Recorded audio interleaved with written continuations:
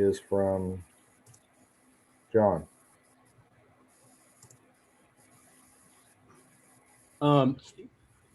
Back to the Kansas game, was that the effort that you were looking for from your guys across the board that you didn't get at Iowa State? Yeah, absolutely. I didn't. We got it early on in the season, and then we just kind of tailed off, and that was kind of what would be the right word, John? Rebirth. Recalibrate. There you go. Yeah. Similar effort you're going to need on Tuesday night at Texas Tech, I'm assuming. Yeah, they play hard. They play hard. They have so many people who are kind of the same. You know, they're all 6'4", 6'5". They're all strong. They all can play inside and outside, and they bother you with length. Last thing for me, you tweaked a bit your lineup to counteract the size and the wings that Kansas had. That's something similar that could maybe offset some of the things that Texas Tech does with their size? I mean, that was part of the reason that I did it, but the real reason or the initial thought was we got nothing off the bench, you know, in terms of enthusiasm and somebody coming in that was going to uplift us a little bit, and I thought Jordan would do that. And, you know, they all respect the heck out of him, and I just thought he could be our. You know, I did that a lot. I did it a lot at Cincinnati, bringing guys off the bench who just really raised our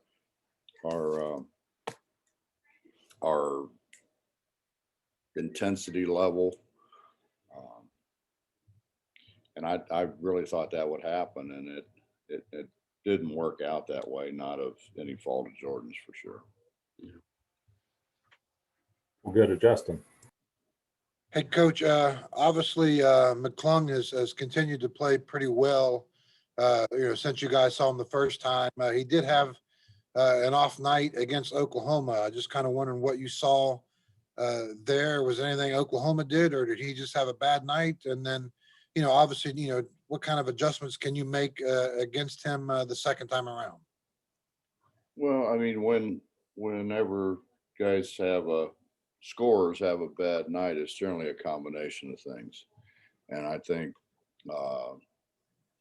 Oklahoma had, something to do with it, but he also just didn't, you don't shoot it well every game. Nobody does. So I think it was a combination of he wasn't shooting it as well, and they did a great job on him. And then do you adjust to him at all differently from the first game? No, I don't think so. I mean, I think we're better now than Right. the first game. I think we're better defensively than we were the first game. But other than that, no. I mean, I kind of like where we were the last game. I thought our intensity was better. Our rotations were better. We were sending people where we wanted them to go. That's what we got to do. We just got to maintain some consistency in that regard. Greg Hunter. So, Bob, going back to a little bit about what you're looking for off the bench, I mean, you had that sort of super sub instant offense guy with people like Jayshawn in the past. You had Taz doing that earlier, but now he's in the starting lineup. Do you like Taz coming off the bench with that role, or you happy with him in the starting lineup doing what he is now? No, I think he played better starting the game. I think maybe got a little better feel or whatever, but no, I like what we did. Why screw with it? It was successful. Why screw with it? Skylar Callahan. Hey Bob, Deuce has had a lot of success early in his career. Do you see any similarities between him and what JC did, both on and off the court early in their career? Who's that? Deuce and Javon. Deuce is at the same point a lot more skilled than JC was. JC was just the hardest playing, most competitive dude, and Deuce is very competitive as well. But I think from an offensive standpoint, I think Deuce is ahead of JC, and obviously I think JC was ahead of Deuce defensively. I mean, even when JC was a freshman, we put him on the best people.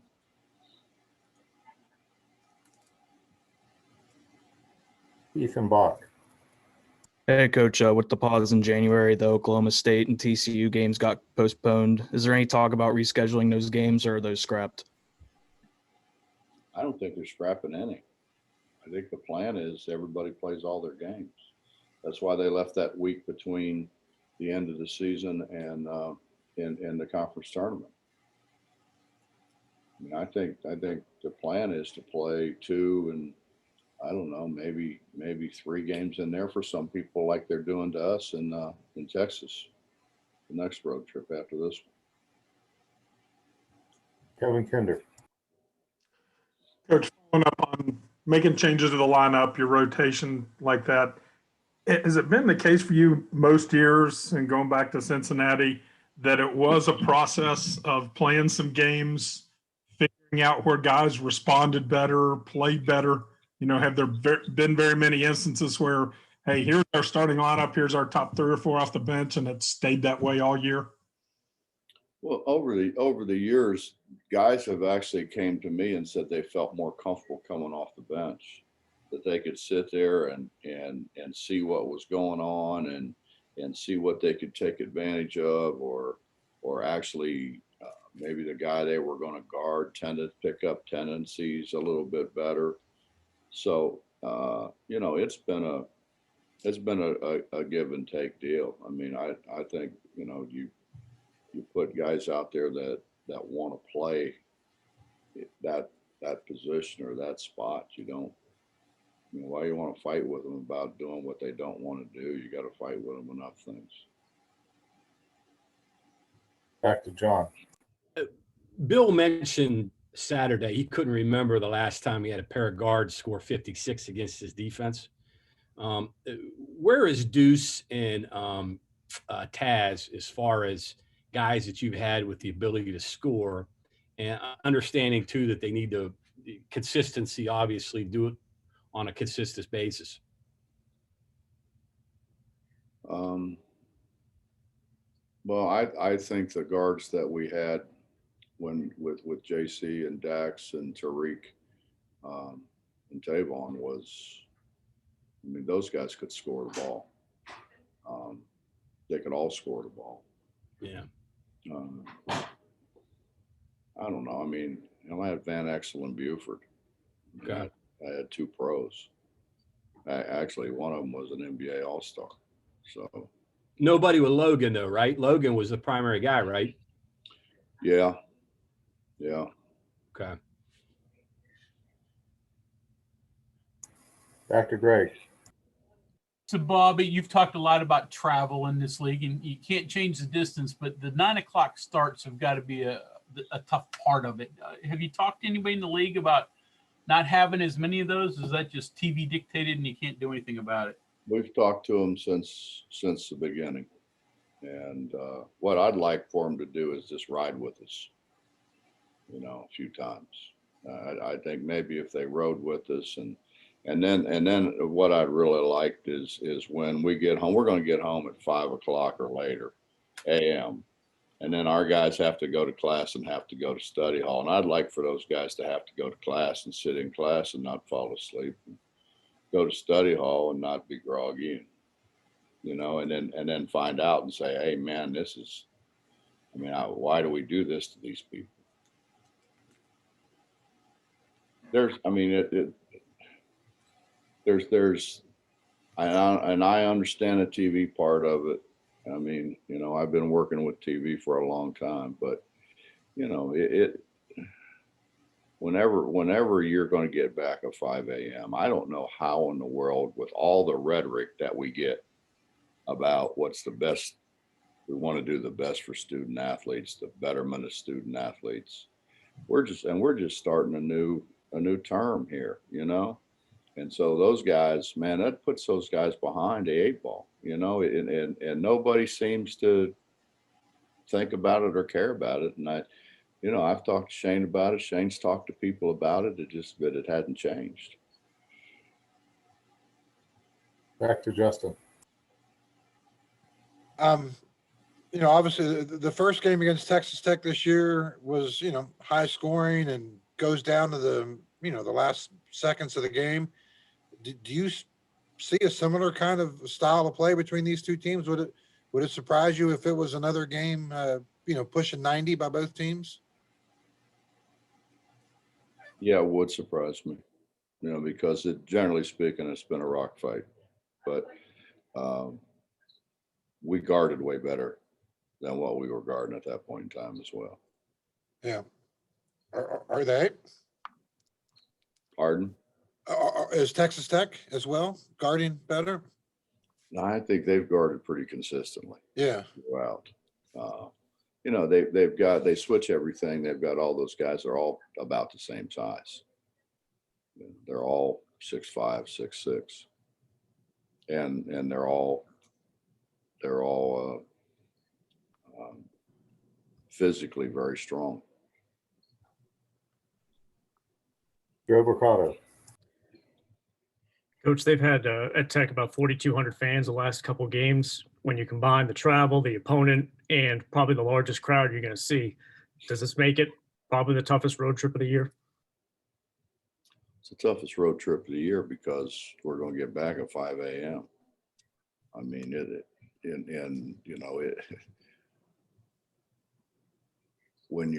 it's hard to sleep on the plane. I mean, listen, our people have done a great job of making sure that we had, planes where our guys could stretch out a little bit, but man, that ain't going to bed though, and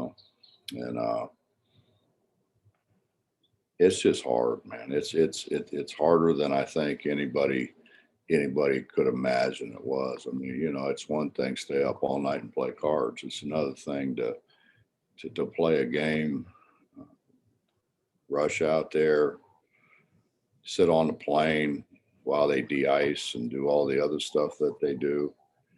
I mean, that's what people don't get. I mean, it's not, you just don't go out there, jump on a plane and the plane flies away. We were on the runway, the last away game, we were probably on a runway an hour, sitting in the plane for an hour before we actually took off. So it's not a lot of fun. Better than bussing though. Back to John. I'd say that bus trip to Lubbock, that'd be one hell of a trip right there. Yeah, even if you had the coach that Coach Calipari has there, all the everything money can buy on it, that's I mean, that'd even be rough, no doubt. Hey, going back to the first Texas Tech game, if I remember correctly, you had some guys, you were coming off that long pause. You had some guys you were trying to work back into shape, but you shot the ball really well, particularly from three. Was it a matter of open shots, contested shots, your guys just knocking down contested shots? What do you remember from that first game against them? Well, they play, it's not pack line, but it is a variation of pack line. And so they're going to try to fortify the paint, not give you easy baskets. Try to make you shoot shots on the perimeter. And really pick out who they want to shoot those shots. Not necessarily who we want, but who they want to leave open to shoot shots and try to really cover up the people that they feel like are shot makers. Generally speaking, if I remember this correctly, against other pack line teams you play, the shots are available along the baseline. That's where they usually are. Well, they're on the perimeter. Okay, They don't necessarily have to be on the baseline, but they're on the perimeter. okay. Greg I'm Hunter. good. Hey, Bob, some more with Gabe. We talked about him a little bit after the game, and he sort of compared him a little bit to Camthurman. Any others that he reminds you of? You know, the guy that can do a little of everything but doesn't hardly ever score? I mean, yeah, I mean, over the years, I've had guys like that. Curtis Bostic comes to mind, who was a terrific athlete, but was really content on guarding. I mean, really, for that matter, I mean, the best defender I've ever had is Kenyon, obviously. He could guard a guard, he could guard a center, he could guard anybody. But you know, when we pressed, you have to have guys who are good on the ball. And you know, when you talk about a great defender, Sagaba Kanate was a great defender. He erased a lot of mistakes. I mean, there's different ways when you talk about who was the better defenders. There's different ways, I think, that people can defend. It's not just a guy guarding the ball. Now, JC's the best we've ever had guarding the ball, without a question. But then we've had guys that were phenomenal help defenders. Tariq Phillip comes to mind, you know, and then you get, I mean, Sags is probably a once in a lifetime deal. A guy that could block shots that well. Justin. Coach, someone asked earlier about those 2 games that still need to be rescheduled. If they get put at the end of the year, that could kind of give you basically 3 home games to finish the regular season. Obviously, that could be a good situation for you guys. Is that kind of what you're projecting will happen with I think it's TCU and Oklahoma State? Just all I can tell you is what we've been told, and we've been told that every effort will be made to play all the league games. Right. And we were also told that the reason that they left that last week before the conference tournament, the reason they left that blank was to be able to fix the problem of the non-played games that we could so and yeah, I mean, it's very, very possible we could end up with 3 home games at the end. Are you surprised at all that those games haven't been announced yet? I mean, it's been right. I mean, not really, Justin, because I mean, if you think about it, just last week, Baylor was out again. Yeah, that's true. Yeah. You know, so I really think they want to see to get through what we have scheduled to this point and then see what we have left. And I mean, it's conceivable that another team or possibly 2 could have to take a break. Right. Greg. So, Bob, along those lines, you know, Baylor on pause. Has the league told you, are you positive you'll be able to play those Baylor games as they're currently scheduled? I don't know anything other than the next game, and I'm not sure I want to. You know, we're taking it one at a time and trying to prepare as best we possibly can for one at a time. And I understand it's TV and all that, but I mean, it's hard. You play a game like we played against Kansas, and then turn around and travel. Then a day later, have one day to watch some film and try to get the guys back thinking about Texas Tech. And that's the thing about this league. There's just you don't get any breaks. You know, you look around some of those other leagues, and there are people where you say, well, okay, we don't have to be at the top of our game. You know, particularly when you play one of those teams at home. This league, I just sitting there watching Kansas State and Texas Tech. Kansas State gave them a heck of a game. I mean, it was tough. And shoot, they're at the bottom of our league. Iowa State just loses by 4 at Oklahoma. Oklahoma's pretty good, guys. You know, and if you look at Iowa State's scores, they've been in most of the games. They just couldn't get over the hump. John. Last one for me. You mentioned 3. That's probably the maximum number of games that you could probably fit into that last week, you think, to get to the tournament? I guess the tournament would be what, Wednesday or Thursday of the following week. Could they conceivably even go up to like Monday? We're playing 3 and 5 days or 6 days. I'm sorry. It was 3 and 5 days. And then they moved it 1 day for us. So they could go 4 if they had to? I guess they could, but I think it'd be rough. Yeah. But I mean, 3 and 6 is tough enough, and they're all road games. And you know, which again, and I understand the whys and the wherefores and all that, but we're taking our guys out of school for a week for the 3 and 6 days, and then we're going to probably have to take them out of school again if we play the week before the conference tournament, and then we're going to take them out again for the conference tournament, and then we're going to take them out again for the NCAA tournament. In your deal, though, you don't want to lose those home games, particularly now since you're opening up to some fans. Well, we make so much money, you know, with fans coming in. It's tough to give up all that money, John, you know. No, we, you know, hopefully as we continue to get through this deal, hopefully we're able to find a way to, you know, put more and more people in, which they have, you know, they have to this point. I mean, but you hope that it would continue. One other thing that popped into my head here before you get off here, and this is looking ahead to say that the NCAA tournament.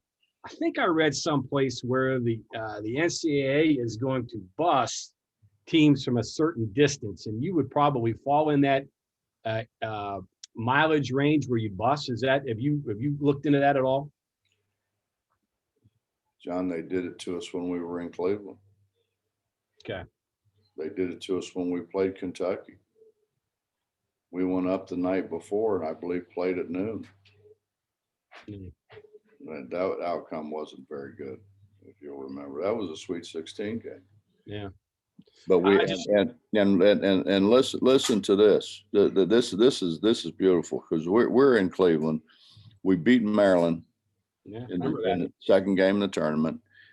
Heck of a game. I mean, a hard fought game. So here's what happens. We go out, we get on a bus and we got to drive back to Morgantown. We then have to turn around and come back to play Kentucky in the Sweet 16. Kentucky played at Louisville. They played at noon. We played at 9 o'clock. They played at noon. They played the game and we're back for dinner. You know, I mean. Well, I bring that up because of all the travel you got to do. You're like the Washington Generals right now. Yeah. Well, hopefully a little more successful than that. I'm good. Thanks. Coach, I think that's it. Thanks for your time today, and we'll talk to everyone tomorrow evening postgame. Thank you. Sounds good, Mess. I'll see you after practice. Can't